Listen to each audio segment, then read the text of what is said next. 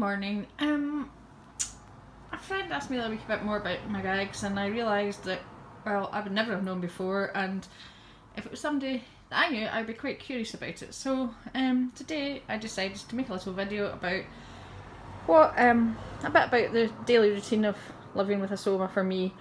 Stoma is a Greek word for mouth, and it means an opening in a part in the body, most commonly in the stomach, for the diversion of either faeces or urine.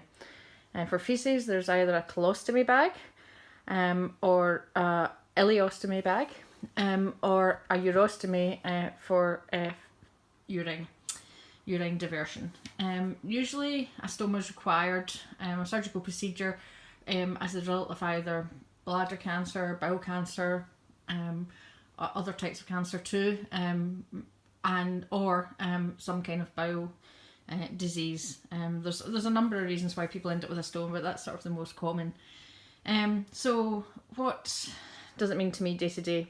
Well, as I say, I have to wear 2 bags attached to my stomach, basically to dispose of both faeces and urine. So for urine, the urostomy, I wear this bag here.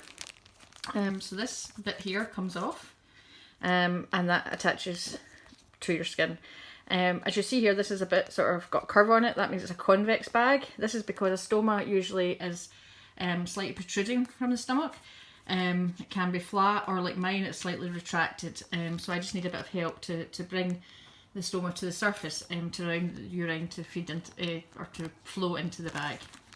Then when every couple of hours, it varies, some people more, some people less, I need to go to the toilet. I empty this out and empty the bag, and then seal it back up again. Then every 1 to 2 days, again it depends on the person or whether you have leaks. Because my stomach is retracted, I do sometimes have leaks, so I have to change it more often. But normally people would change it every 1 to 2 days, to make sure your skin stays clear. Because also of my retraction, I also use these rings which go on the bag. That is basically just to give an extra protection, a bit extra seal, before the urine wears the bag away and causes a leak. Also because of the retraction, I use these flange extenders, which basically go round once the bag's on my skin. So this is pressed against my skin. Once the bag's on my skin, this then gives a bit of a extra seal.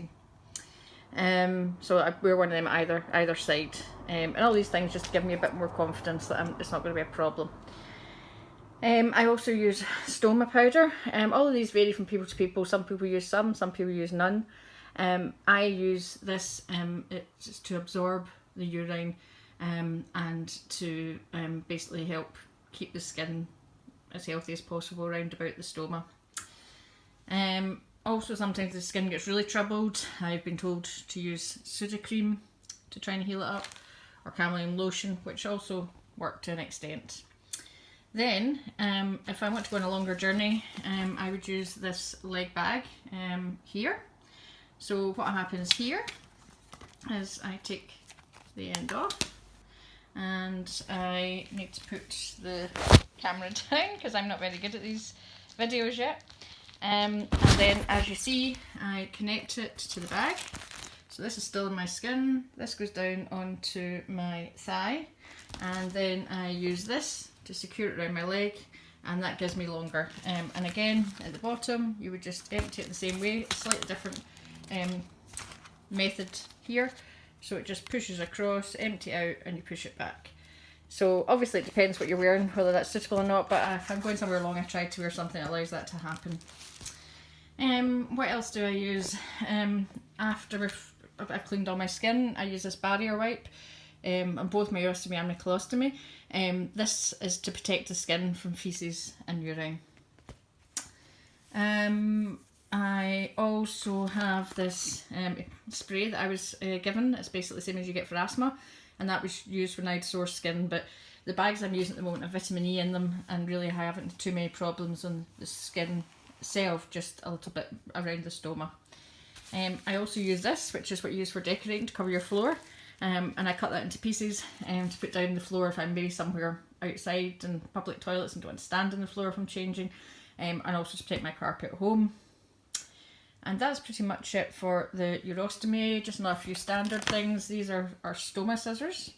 So as you see, they are slightly curved, and that's to allow you to cut the bags to the right size without damaging them. But I get because my stoma is quite a regular size now, usually for people that settles down after the first 6 to 8 weeks, but you need to keep checking the size. And then basically you can get them pre-cut from your supplier. So to order my bags, I contact my company. I send an Excel spreadsheet because I'm super organised with all the things I need. They have the quantities already approved from my stoma nurse. A stoma nurse is a specialist nurse who knows about stomas and their care, and who you see a lot before and immediately after your operation, and then at checkups going forward for the first year or so, and they're there when you need them if you've got any problems. But anyway, so then my bags go to the doctors for pre-authorisation for the prescription, and then they get delivered to me. So moving on to the colostomy. This is a colostomy bag. These particular ones come in white, black or beige. I get a box of each month, so I can pick and choose. Again, pre-cut, same thing here. So just take off the seal, and this sticks directly onto my skin. Don't need any flange extenders or any rings with my colostomy because it's a bit more sort of regular in shape and size and how much it protrudes, so I don't really have any other issues.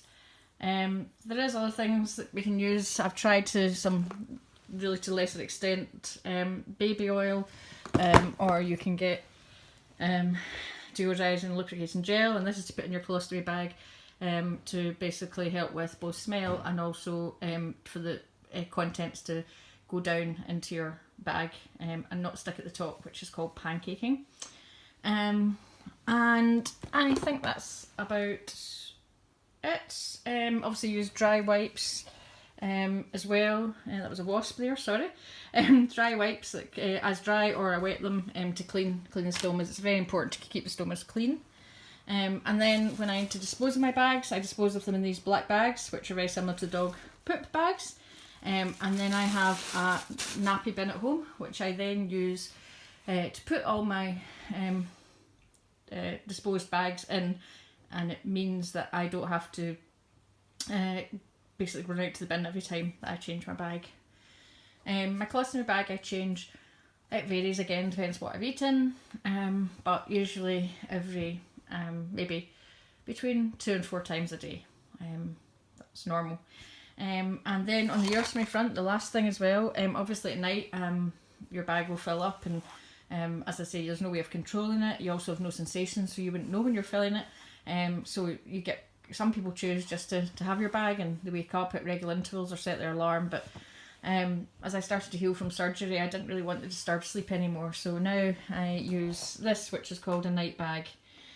So again, obviously it has higher capacity, and then as you see there is an end here, and that would attach the same way as the leg bag. I'll just show you again here, and that basically still attached to me obviously as normal, attached to the leg bag, and then that allows me to have it's on a stand as well, and that allows me to sleep through the night. So well, I sometimes wake up, but I don't have to go up and go to the bathroom. So I think that's about it. Not a very professional video, but I just thought I would share that. Okay, anyway, I hope everybody's having a lovely Saturday, and if anybody's got any questions at all or knows anybody that's about to go through anything like this, I'm always here to help. Bye!